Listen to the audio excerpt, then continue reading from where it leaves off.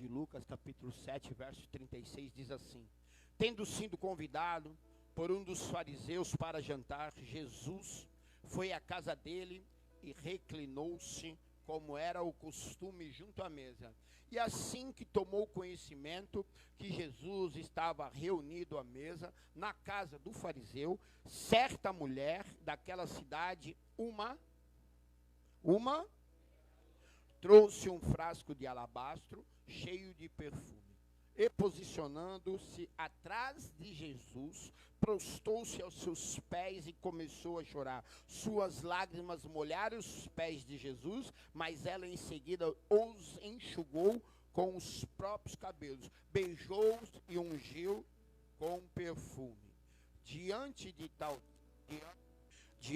tal cena, o fariseu que o havia convidado falou consigo: mesmo se este homem fora de fato profeta, bem saberia que nele está tocando e que espécie de mulher ela é, uma pecadora.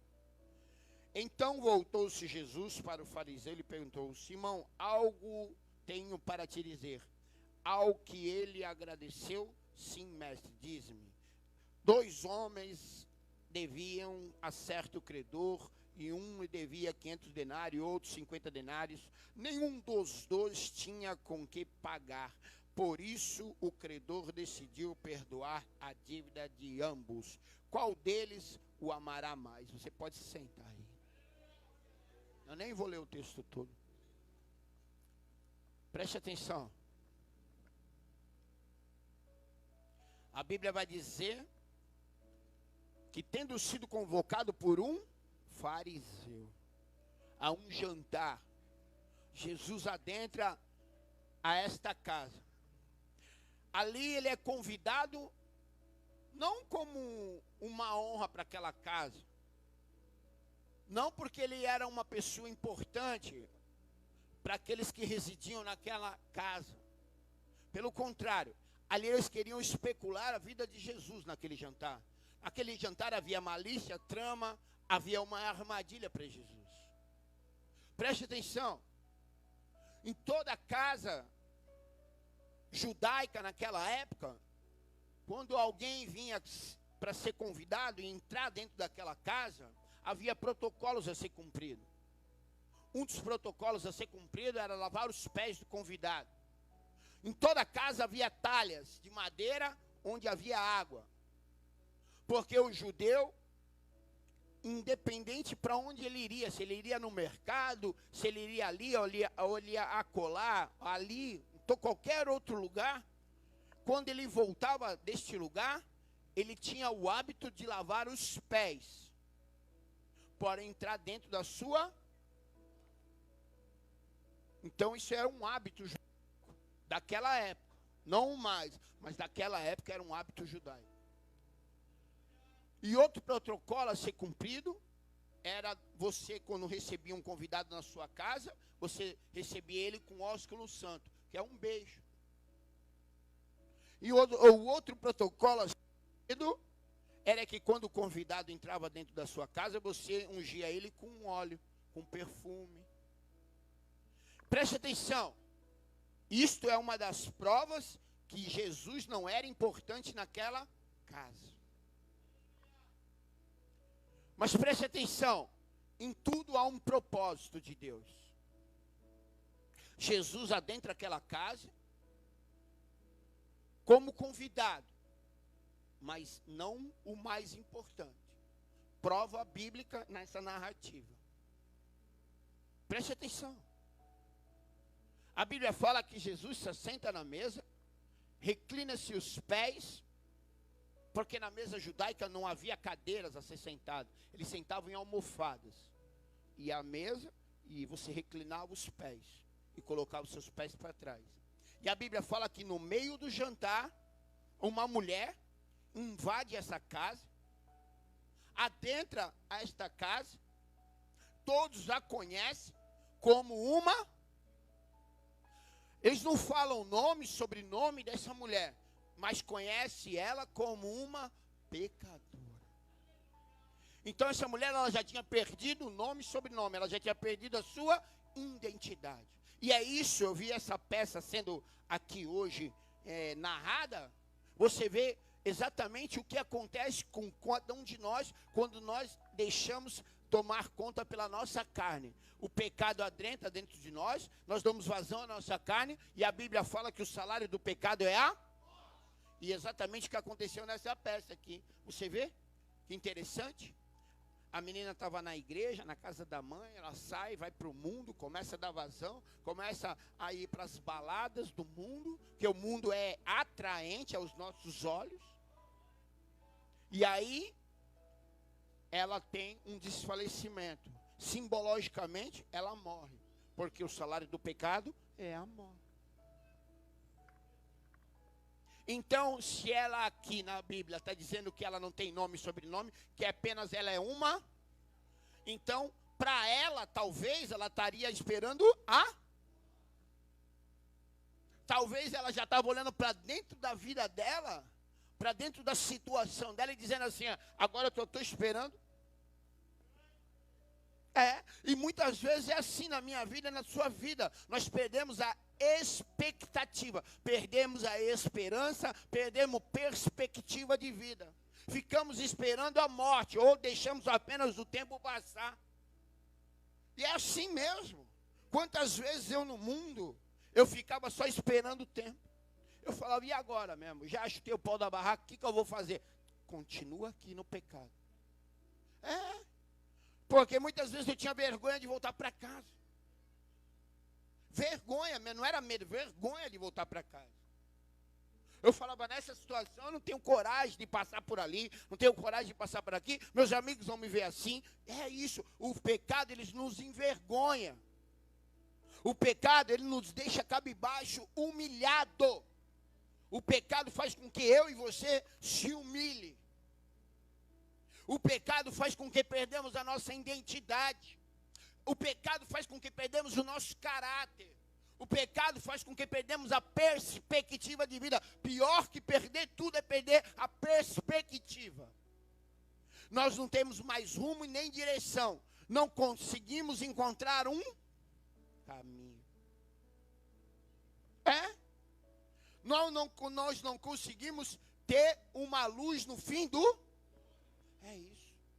Porque olhamos para a nossa situação e só vemos escuridão.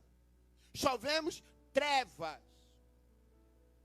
Imagine você, por isso que eu trouxe Paulo.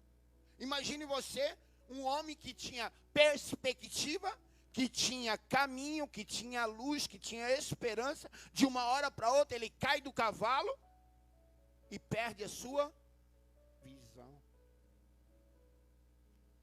Então, quando você, de uma hora para outra, perde a visão, é a mesma coisa que eu e você, quando nós deixamos dar vazão à nossa carne. Quando nos tornamos pecadores, quando nos tornamos cegos. Ficamos desesperados, porque tínhamos um caminho, tínhamos uma visão. E a partir de certo momento, nos de repente da vida, ficamos cegos.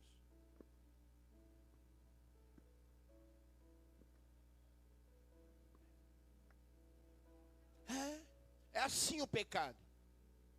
Quantas vezes na minha vida, você vai entender agora o que eu estou dizendo.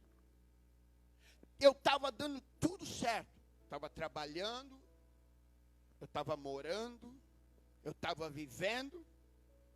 Mas de repente, e o que é de repente? É algo que de repente, inesperadamente, como um piscar de olho, de um dia para o outro, as coisas viram. Isso chama-se de repente. E nos de repente da vida, algo nos pega desprevenido. Às vezes, era a minha vontade mesmo. Às vezes, é a minha falta de caráter mesmo. Porque falta de caráter também me leva a pecar. Muitas vezes é o meu comportamento, muitas vezes querendo falar, eu colocar a culpa no diabo. E muitas vezes o diabo não tem culpa de nada. É apenas o meu caráter desviado, deturbado, quebrado, perdido. E eu, por ser mau caráter, coloco a culpa no diabo. querendo colocar no diabo todas as minhas responsabilidades. E dizendo, o diabo me atentou. E muitas vezes o coitado com isso. É verdade. Como é tudo nas costas dele mesmo, ele tem as costas largas, eu coloco tudo nas costas dele, na conta dele. Tudo é o diabo. É verdade. E nem tudo é o diabo. Muitas vezes o que me leva a pecar, muitas vezes o que me leva a fazer algo errado, é a minha própria vontade, é o meu próprio querer. É o meu caráter perturbado. Então essa mulher, ela tinha perdido tudo. Ela só tinha um nome agora, um apelido, uma pecadora. Era assim que todo o povo daquela região a conhecia. Porque os fariseus a conheciam como uma.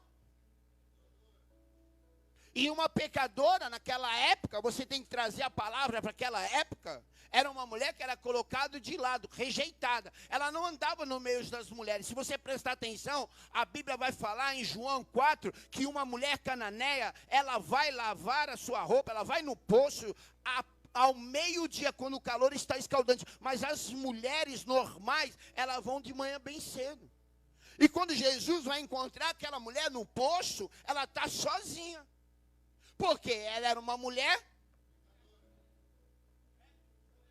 Então uma mulher sozinha, ela não tinha amiga. Uma mulher pecadora, ela não tinha colega. Uma mulher pecadora, ela era uma mulher pecadora. Ela tinha que carregar este nome e o cargo que esse nome levava nas costas. Então imagine ela sem poder ter uma amiga. Imagine essa mulher muito tempo sozinha. Imagina essa mulher olhando para dentro dela e falar assim, por causa do meu caráter, por causa dos meus erros, se culpando, se condenando. Quantas vezes é assim, eu e você? Nós nos culpamos, nos condenamos muitas vezes. Porque olhamos para dentro de nós e falamos assim, já perdi tudo. Perdi minha família, perdi meu casamento, perdi meus filhos, perdi os meus amigos por causa do meu pecado.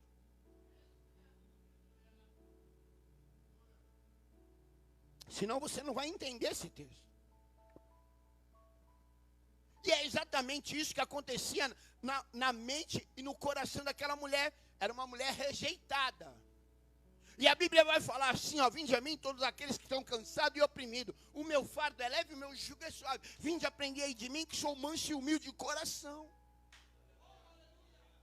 E talvez ela escutando essa palavra, algum dia, talvez ela vendo Jesus fazendo milagres, ressuscitando, curando, libertando, talvez ela entendendo ou escutando algum dia a história daquele leproso que estava lá rejeitado, que estava lá jogado, esperando apenas a morte, que ele toma uma decisão de sair do leprosário e ir ao encontro de Jesus e dizer assim, no meio de uma multidão, mesmo talvez sendo apedrejado ali, tendo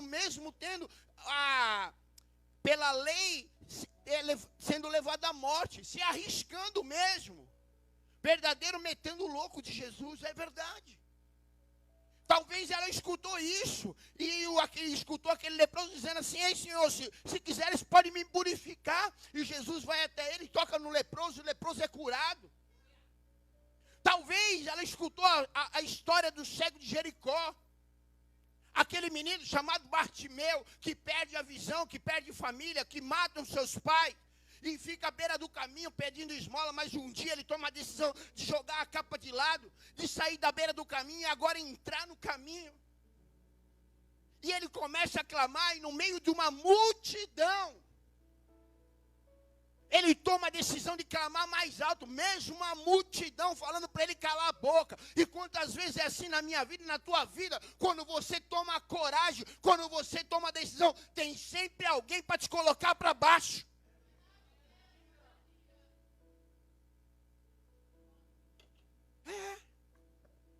E é assim que ela está escutando. Porque essa mulher é corajosa. Presta atenção, talvez ela escutou a história da mulher do fluxo de sangue, que há 12 anos vinha com uma hemorragia. Uma mulher que para a lei judaica era impura. ela não podia tocar e nem ser tocada pela lei judaica. Porque se ela tocasse, fosse tocada, e ela fosse contra a lei, ela ia ser colocada fora dos muros da cidade e ser apedrejada. Mas essa mulher, ela toma uma decisão em meio à multidão, mesmo em meio à sua fraqueza, meu mau cheiro, em meio a situações adversas, de romper a multidão para trocar na borda da orla de Jesus. O cego em meio à multidão, que começa a clamar mais alto.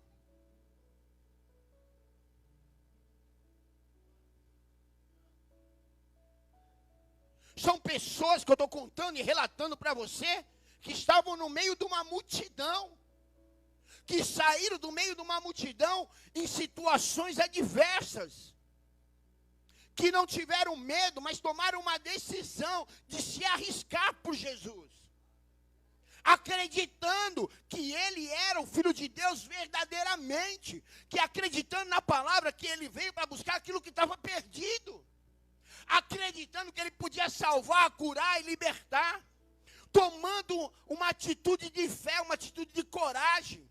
E quantas vezes em meio à nossa situação nós ficamos paralisados. Mas está aqui essas lições bíblicas, essas narrativas bíblicas, para ensinar eu e você que em nossas adversidades, em nossos medos, em nossas fraquezas, nós temos um Deus que olha por mim e por você, que Ele não veio para te julgar, Ele não veio para te apontar, mas Ele veio como teu advogado.